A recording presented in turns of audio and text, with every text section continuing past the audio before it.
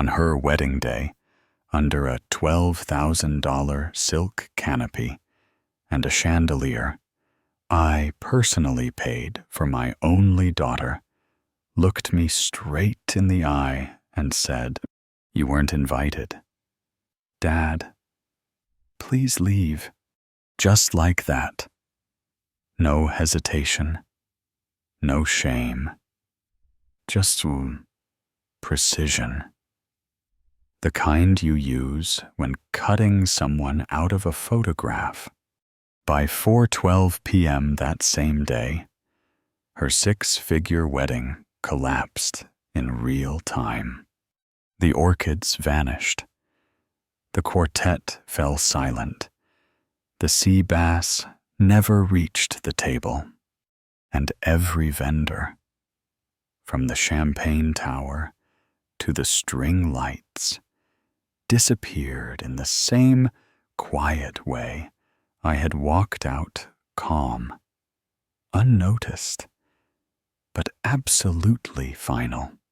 My name is Richard Bennett. I'm 67 years old. I spent 4 decades building a construction empire from dust and concrete. I raised my daughter alone after cancer took my wife, and I thought my loyalty bought me a seat at her table. I was wrong. They thought I'd just swallow the insult again. They thought silence meant surrender. What they didn't know was I'd kept every receipt. If you've ever been betrayed by your own blood, quietly cut out after years of sacrifice, drop your city in the comments. I know I'm not the only one, only I. And stick around, because what happened next didn't just ruin a wedding. It rebuilt a man, and it exposed a generation raised on entitlement, with no concept of cost. Here's how it started. I stood there, in the marble ballroom of the Whitmore estate, holding a white gift box wrapped in satin ribbon, the same kind of ribbon she used to wear in her ponytails back in 3rd grade. The room sparkled. Everything looked like money, which made me, apparently, look out of place. Claire stepped toward me. Her voice was velvet, low enough not to make a scene. "Dad, what are you doing here?" Behind her was Nathaniel, the groom, smiling the way some men do when they think they've won something they didn't build. He didn't shake my hand, didn't speak, just placed his palm gently on the small of her back, like a stage cue. She leaned in closer. "This is immediate family only," she said, and just like that, I became invisible in a room I paid for. I didn't raise my voice. I didn't ask questions. I didn't even ask where that left me. I just looked at her, the girl I'd stayed up with during storms, who once made me Father's Day cards in glitter gel pen, and now she couldn't say my name out loud. I placed the box down gently on a cocktail table next to a full flute of champagne. "I understand," I said. "I wouldn't want to embarrass you." She didn't stop me. Nobody did. Not her. Not the groom. Not a single soul in that glitter-drenched room. I turned, walked out beneath that same chandelier, past the waiters, the ushers, the quartet that missed a beat when I entered and never found the rhythm again. Outside, the March air felt colder than it should have. My truck was parked at the far end of the lot, between a landscaping van and a Mercedes that probably belonged to Nathaniel's uncle, the one with the vineyard. I parked there on purpose. I knew my place. I climbed into the cab, smelled the lemon wipes and construction dust that had been my cologne for 30 years, sat for a minute. Then I reached for my phone. Not to call her. Not to beg. That part of me had died in the ballroom. I opened my banking app, and I started pulling plugs. Looking back now, it wasn't just the wedding. That was just the spotlight moment, the public betrayal. But the foundation had been cracking for years. You don't raise a daughter alone without giving up a few things. I gave up everything. When Claire was 3, her mother, my wife. Elaine passed in a sterile hospital room that still lives in my nightmares. From that day on, I was everything. Mom, dad, tutor, cook, nurse, chauffeur, nightlight.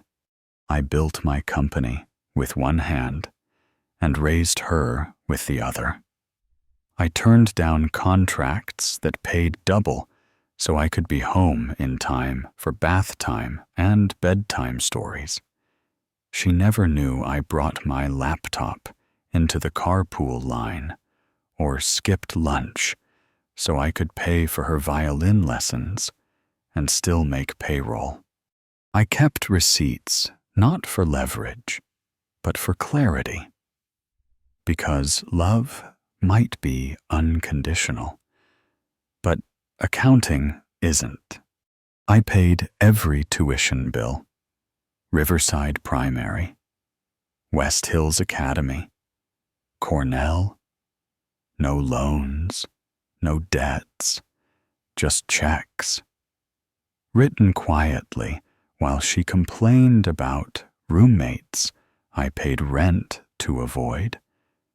She never saw the scholarship denials, the payment plans, the late nights I stayed up budgeting so she could fly to Florence for a study abroad program she barely remembered.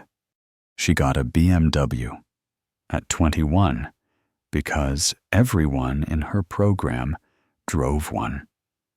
I drove a Ford F-150 with a cracked dashboard and a radio that only played AM. She had sorority dues and spring breaks in Tulum. I had peanut butter sandwiches in the break room and a spreadsheet labeled Claire Life Support.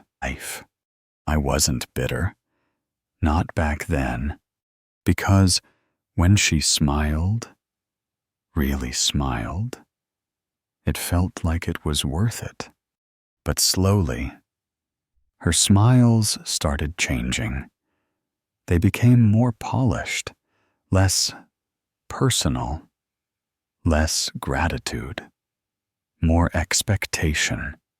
And expectation, if you feed it long enough, turns into entitlement. Claire became the golden one, not just to me, but to everyone who knew us. Smart, elegant, well-traveled, well-spoken. She posted motivational quotes and posed in designer dresses tagged self-made. Nobody saw the scaffolding holding that image up. The bank transfers, the emergency dental surgeries, the flights I booked when Nathaniel forgot his wallet again.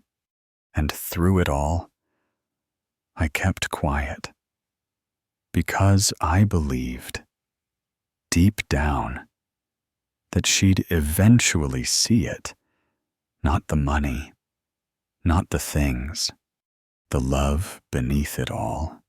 But she didn't, and when it came time for her wedding, she planned the whole thing without ever asking how it was being funded. She didn't need to. She knew I'd handle it. Like always. What she didn't expect was for me to finally stop. Because there's a breaking point in every blueprint. Mine came the moment she said, "You weren't invited." I didn't go home right after she dismissed me from her wedding. I sat in my truck. The lemon wipes in the glove box still smelled like every job site I'd ever left early to make a parent-teacher meeting. For 28 years, I'd shown up. And now, I was learning what it meant to finally stop. I didn't call her, didn't text, didn't cry. I opened my banking app. The same account I'd used to pay for Claire's private school tuition was now wired to vendors like Whitmore Estate, Chateau Florals, Crystal Muse Ensemble. One by one, I flagged the transactions. Cancel, revoke, withdraw authorization. When Liberty National asked me to confirm, I gave them the routing codes from memory. I've built over 400 homes. You don't forget the numbers that matter. But what I didn't expect, what came next, was how fast the illusion unraveled. At 4:09 p.m., the string quartet stopped playing. At 4:11, the florist began removing arrangements mid-aisle. Someone live-streamed it on TikTok. You could hear the confusion in the background. By 4:12, my daughter was dialing me. The screen lit up Claire. I didn't answer. Not out of anger. Out of clarity. This wasn't just a wedding. This was a message. And I was finally reading it. That night, back home, I sat at the oak desk I built myself the year Claire turned 10. I opened the file cabinet I hadn't touched in months. There they were, lined up like little soldiers. Claire. Education. Claire. Medical. Claire. Housing. Claire. Vehicles. Claire. Wedding. Receipts. Checks. Invoices. Signed contracts. Voicemails. It wasn't nostalgia. It was evidence. And then came the real punch. The voicemail I missed while driving home. "Dad, something's wrong. The florist said the payment didn't clear. Can you call me?" She sounded confused. Not angry yet. That would come later. The second voicemail hit harder. "Dad, this isn't funny. The caterers are packing up. The guests are noticing. Please, call me." She still didn't get it. Still thought it was a tech glitch. Still thought I was on her payroll. But the one that stayed with me, the one that twisted the knife, came after sunset. She'd checked into a hotel downtown. Her card declined. The manager called me, politely. "Mr. Bennett, Claire Hughes listed you as a backup." I paused. "Tell her she'll need to figure it out tonight." And I meant it. That was the first moment I realized she didn't just exclude me from the wedding. She'd been phasing me out for months, quietly, until I found the draft, a document buried in a shared folder I was still synced to. A legal petition, unsigned but detailed. Claire had been exploring a power of attorney transfer. The wording was cold, detached. Richard Bennett, due to his advancing age and declining mental capacity. Declining capacity. She was going to declare me incompetent, quietly, legally. And Nathaniel. His name was listed as backup executor. That's when everything snapped into place. This wasn't about a wedding. It was a takeover. It's strange, looking back, how betrayal never explodes all at once. It creeps in small details, stacking up like unpaid bills, until suddenly the light comes on and you see the whole rotten foundation at once. That unsigned power of attorney form.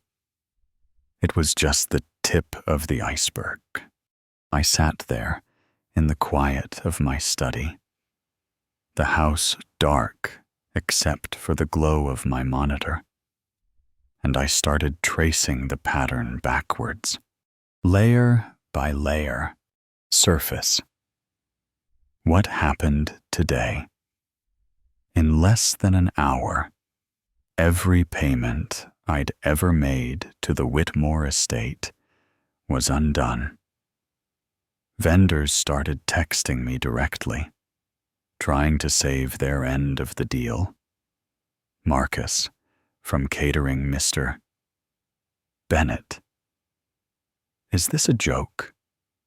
We have sea bass for 120 people. The estate manager. Voice trembling. Richard, do you want us to clear the ballroom? I gave them all the same answer. Yes. Pull out. It's over. On the security app, I watched the chaos unfold in real time.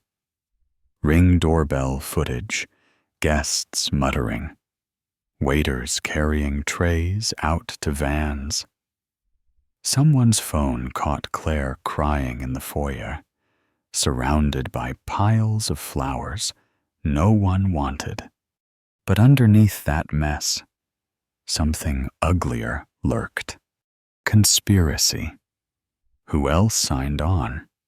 I scrolled through old emails, looking for anything that felt off. I found them. Group messages between Claire, Nathaniel, and an attorney named Jason Yates. Jason had interned for my company years ago. Now he was pushing legal templates and capacity assessments, forwarding checklists on how to secure medical affidavits. There was even a text thread with Nathaniel's parents. We'll keep the accounts separate for now. But by summer, Richard should be in the clear. The implication was obvious. This wasn't just about a wedding. It was about seizing control my accounts, my property, my legacy. Even the timeline was chilling. Timeline, how long the plan ran. The emails and texts went back nearly 18 months. The first mention. Spreadsheet of my retirement accounts, marked up with potential inheritance notes. That's when they started grooming the narrative. Richard's confused lately. He repeats himself. He seems tired after long meetings. Funny how none of those concerns showed up at tax time, or when they needed tuition money wired at midnight. I remembered Claire's tone during family dinners. The way Nathaniel always offered to help manage my online banking. The sudden concern about my health. The push for me to get more checkups, always with Jason offering free legal advice. Now, I could see it all so clearly. The cold smell of legal paper. The dry hiss of an envelope being sealed. The precise language, not from a daughter, but a strategist. I realized I was never just funding her dreams. I was underwriting a coup. Everything that had happened, the forgotten invitations, the forced distance, the way she managed my appointments through her assistant wasn't just accidental. It was groundwork. I leaned back, heart pounding, feeling every sleepless night for the past year come flooding back. Then, as if on cue, my phone lit up with a notification. Nathaniel had posted a photo on LinkedIn. Resilience means protecting your loved ones, even when it's hard. Grateful for new beginnings. A public claim of virtue. It was a masterclass in gaslighting. And that was when my anger turned into resolve. If they wanted war, I wouldn't raise my voice. I'd raise the truth. I've spent my life building things the right way. Not by shouting, not by threatening, by laying one brick at a time, measuring twice, cutting once, and never flinching from hard facts. So when I realized what Claire and Nathaniel were doing, I didn't lose my temper. I didn't even feel rage. Just a cold, unmistakable focus. I opened a new file on my desktop and titled it, in plain block letters, Evidence, Claire and Nathaniel. First, I pulled together every bank log, wire transfer, tuition invoice, and check stub I'd kept for almost 30 years. Cornell. Tuition, $51,000 a year. BMW. Title, $41,000. Paid in full, apartment leases, medical bills, insurance premiums, flight receipts for study abroad, and a half-dozen emergency credit card payments I'd quietly covered. The numbers spoke for themselves. Education, $410,000. Vehicles, $73,000. Housing and personal expenses, $125,000.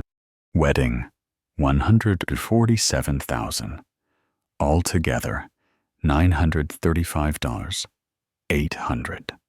Not resentment, just reality. Next, I reached out to Margaret Clark, my attorney. She'd known me since I started the company, had watched Claire grow up from a photo on my desk.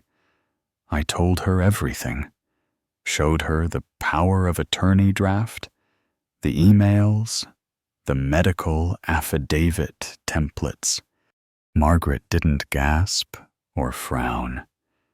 She just nodded and said, "We'll start with a demand letter. 30 days for repayment, or we escalate." She called in a forensic accountant, someone who could testify in court if it came to that. Rachel, my assistant, cataloged every document, scanned every receipt, made a cloud folder, and a backup drive, just in case. Then, I made 3 power moves in a single afternoon. First, I revoked Claire's access to every joint account and investment fund. A simple call, a digital signature, instant, irrevocable. Second, I formally withdrew the power of attorney authorization I'd given her years ago, just in case. No loopholes left. I notified all relevant banks, insurers, and property managers. No more hidden moves. Third, I instructed my lawyer to deliver the demand letter by courier signature required directly to Claire's hotel. The envelope was thick, heavy, and unmistakable. Inside, 5 pages of itemized support dates, amounts, check numbers, attached receipts, and a single line at the bottom. Total $935,800. Professional. Final. I never raised my voice. I never posted a rant. I let the facts do the talking. At sunrise the next morning, Margaret called to say the letter was delivered, signed for by Claire herself. Within the hour, the phones started buzzing. Claire, frantic. Nathaniel, threatening. Jason, their attorney friend, suddenly cautious. I ignored the calls. Instead, I reached out to Susan Lee, an old friend at the local business journal. I sent her the files. Every scan, every transfer, every scholarship denial, every check that ever bought a moment of her self-made life. By noon, the headline hit the internet, 945,000 in love one father's record of sacrifice. Below it, proof, not accusation. Photos of receipts, screenshots of spreadsheets. A quiet, factual story of what it costs to raise a child who forgets what you gave. I didn't gloat. I didn't comment. I just waited for the truth to land. The first ripple was small, a cautious text from an old client.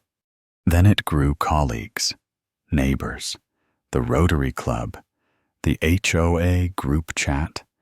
By evening, public opinion wasn't on Claire's side. It was on mine. That's how you build justice in America. You don't shout. You show the receipts.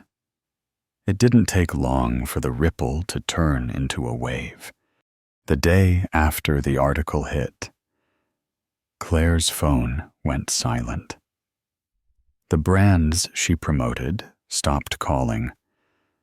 Her inbox, once full of offers and invitations, emptied out overnight. The non-profit board she once chaired asked her to step down, at least until the situation clarified. Nathaniel's family went quiet. too. I heard, through the grapevine, that his parents demanded answers about the inheritance they thought was coming. Nathaniel himself disappeared first from social media, then from Claire's life entirely. All the while, I kept my distance. The justice wasn't loud. It was slow, inevitable, like rain soaking into the foundation of a house. Every day brought a new consequence, a contract lost, a speaking event canceled, friends drifting away, some out of confusion, some out of disgust. It wasn't revenge. It was gravity. The truth, once exposed, pulled everything into place. Eventually, Claire called.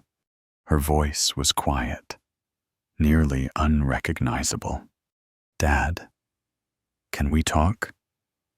I let her speak first.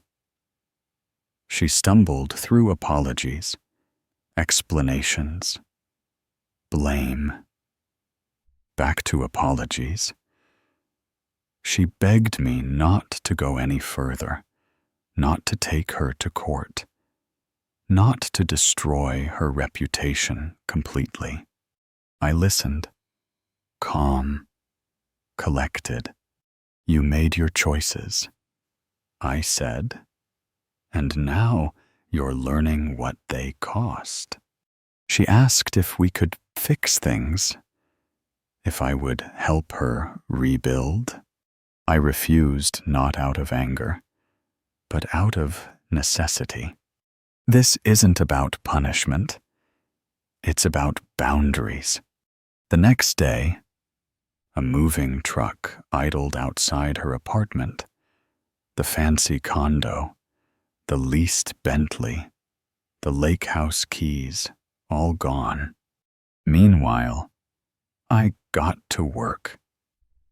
I broke ground on a new house, a quiet acre, fresh timber, wide porch. This time, I was building for myself, for peace, not to impress anyone, just to remember who I am. 6 months later, my life is quieter, simpler, and more honest than it's been in decades. The new house stands at the edge of town, surrounded by sycamore and light. Most mornings, I rise before sunrise, put on coffee, and sit on the porch as the day wakes up around me. I don't think about the wedding anymore. I don't think about the loss or the public humiliation, or even the money. That chapter closed itself. I think about the work I've done, the things I built with my own hands, the values I laid brick by brick. For the first time in a long while, I build only for myself. Claire stops by sometimes. She doesn't call ahead. She just shows up. Hands tucked in her jacket. Eyes softer than they used to be. We don't talk about the past. There's no script, no staged apology. Sometimes she sits beside me on the porch. Sometimes she helps sand a floorboard or pass tools, silent but present. One morning, she brings me an old photo.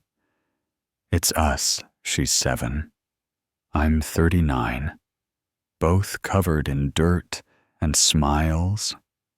She says nothing, just hands it over. and for the first time in years, I sense something real, not guilt, not shame, just gratitude. She's not the same girl who cut me out of her life for the sake of pride and show. I'm not the same father who gave until I was invisible. Now, we rebuild on different terms. No expectations, no more debts, just the slow, steady work of becoming a family again. I've learned this. Boundaries matter more than blood. Respect is built, not inherited. And sometimes, the only way to save love is to stop trying to buy it. Would you have pressed charges or let the receipts speak for you? If this story made you pause, subscribe. There's more to building a life than what you see on the surface. Sometimes, peace is the best kind of revenge.